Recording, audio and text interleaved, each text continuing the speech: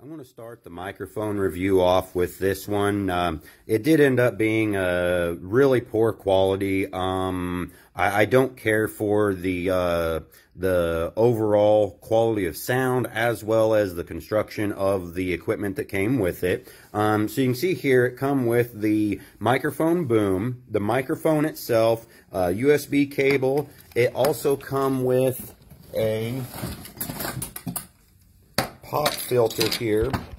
So this pop filter attaches to the boom with just a little clamp thing. And the pop filter, actually, it's decent. I might use it on a different setup. But other than that, the microphone boom, it actually turned out to be the clamp on it. Now, the rest of the boom turned out all right. You know, it's fairly decent, but this clamp is kind of horrible.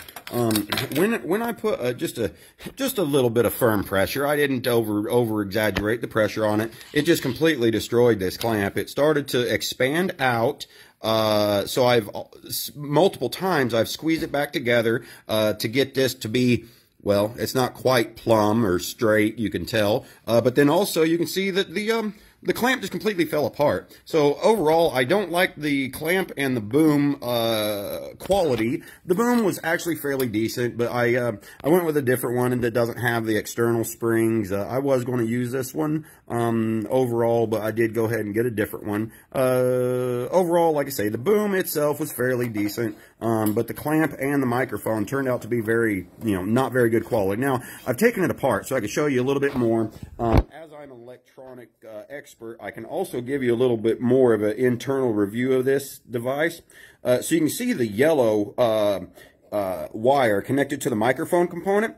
The yellow wire, you can see it is setting on top of the solder, whereas it's not embedded into the solder. That's called a cold solder point. The electrical current is not going to be able to flow as well through that component now.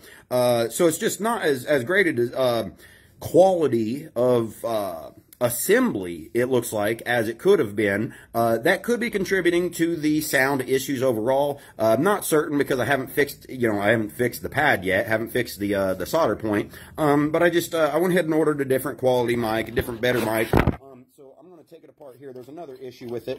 Give me just a second. All right, so this little Molex connector here, you'll see it is very loose here too. So as the USB connects to the board here, it doesn't have a great connection either. So overall, there's a couple identifiable connection issues with the wiring inside. So I just really wanted to point this out, that this brand, I just really would not, I wouldn't advise, if you see this brand online, not just the microphone. I mean, I don't like to overall blanket review anything, but this was just very poor sound, and internally I can identify very poor quality assembly.